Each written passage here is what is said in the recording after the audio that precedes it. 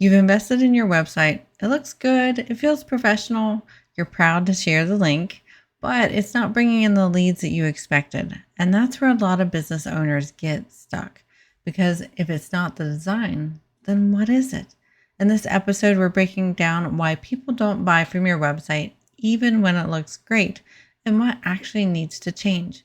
And I'll share with you the one question you can ask yourself that instantly reveals whether your website might be losing people. Let's dive in. Struggling to turn website traffic into real sales? You're not alone, and you don't have to figure it out all yourself.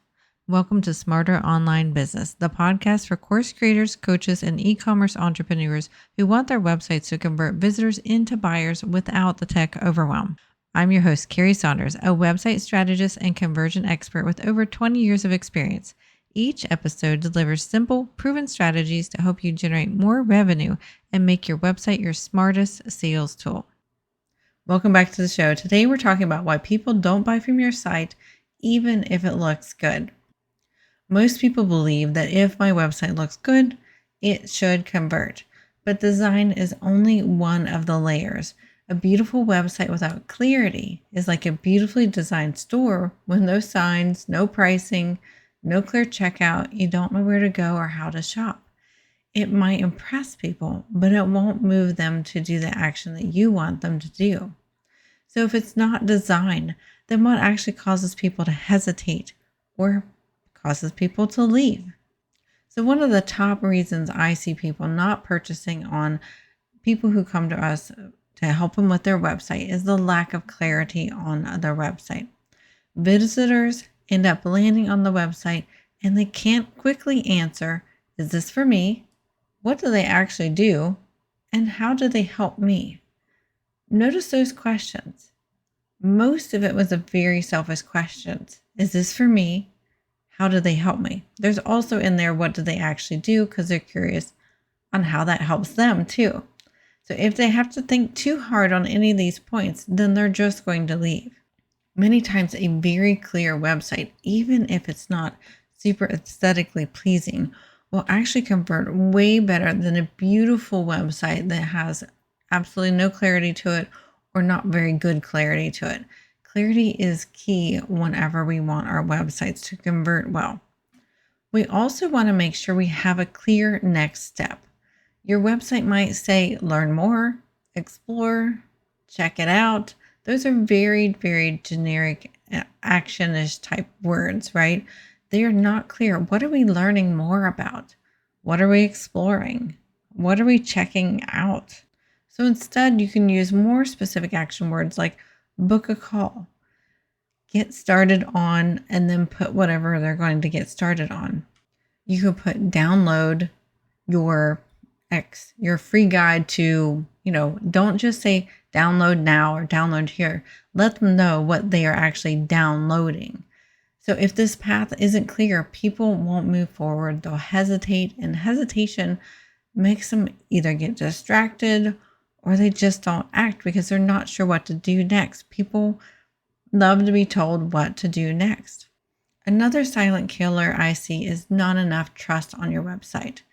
So even if your design looks good, maybe you have some clarity in there, but if you don't have testimonials, you don't have any social proof, you don't have clear results showing up, no visible human being behind the business, that's very important too. We talk about the About Us page on the podcast a lot. That's putting the human behind the business. Many of those things, if you don't have them, will cause people to hesitate. And again, like we said, when we hesitate, we end up potentially not shopping. It's a lot higher percentage rate of fall off if you're hesitating, if that potential customer is hesitating. So we want to make sure we have these trust factors built in our site and in their site regularly and in multiple places. Now, here's something that I see a lot of with clients that come to us needing help is too much friction on the website. Now, what do I mean by that? This can mean several things. Maybe they have too many options. They're decision fatigue. They don't know what to do next. There's no clear next direction. So even though you may have lots of wonderful things that you do or sell, having too many options is going to kill your conversions. We want to direct that new person down a specific path to give them a great customer experience. So having too many options can hinder your conversions. Now, if you do have some other options you want to present, there are some advanced techniques to get to that. But first, we want to have a very simple, clear one or two options to do on the website. Too much text or paragraphs of text. Now, people do like to learn a bit more about what you're doing and how you're serving them, especially if you're a service-based business or if you're a product-based business.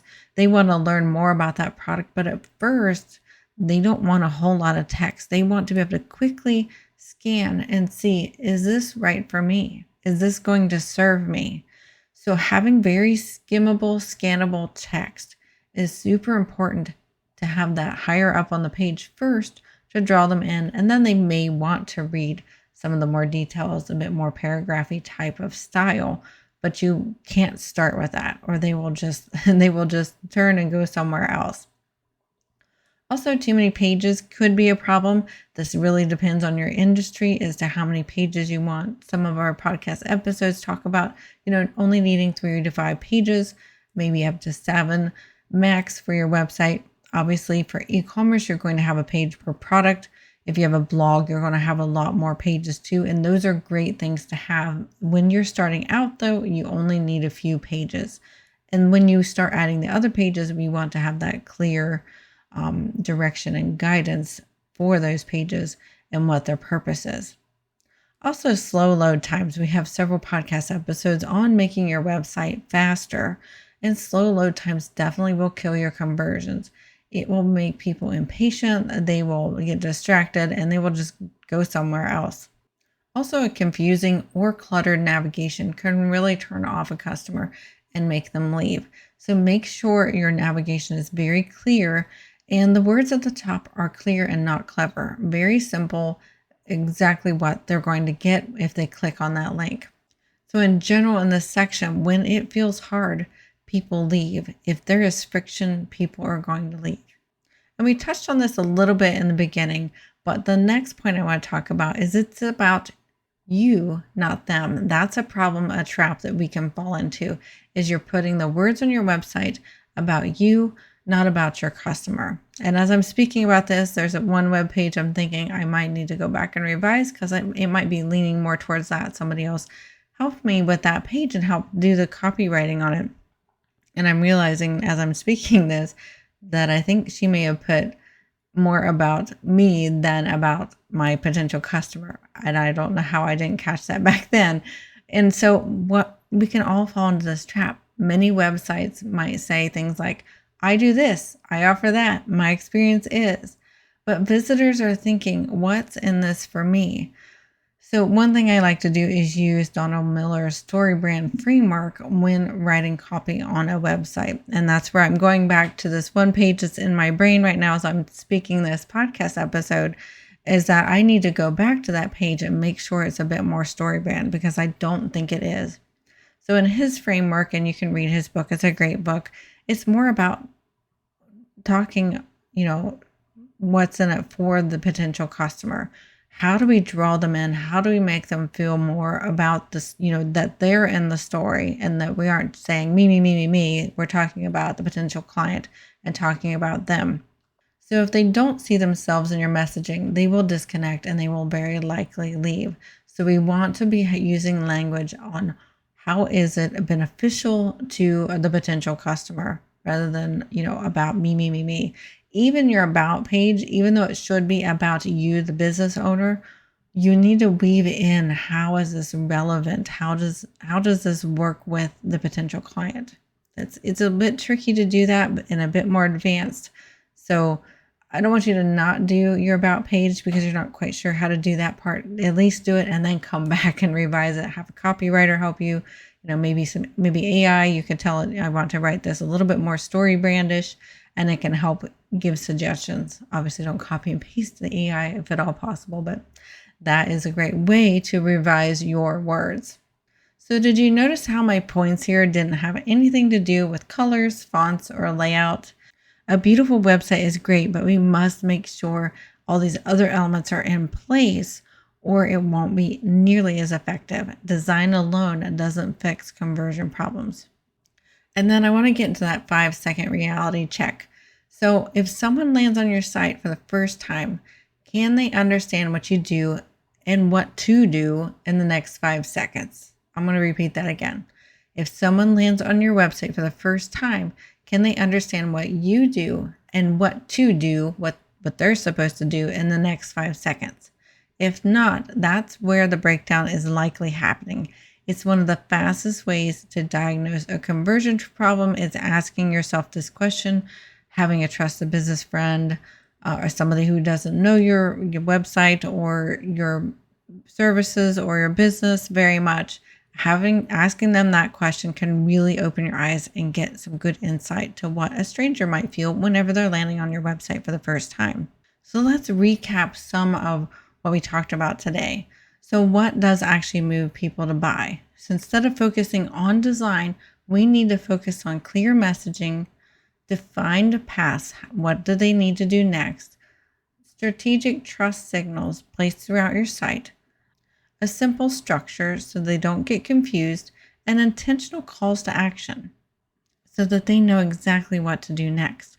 So your website should be guiding, reassuring, it should be reducing hesitation, and it should make that next step feel easy. So if your website looks good but isn't converting, you don't need to start over. These simple tricks and tips can really help you out. If you'd love to join us over on our Facebook group, go ahead and go to smarteronlinebusiness.com/Facebook where you can post your website and I'll give you some tips on it. So after this episode, what I want you to do is schedule time on your calendar to run this quick test today or tomorrow. I want you to ask a friend or colleague to look at your homepage for 5 seconds. And then I want you to ask them, what does this business do? Who is it for? And what would you do next?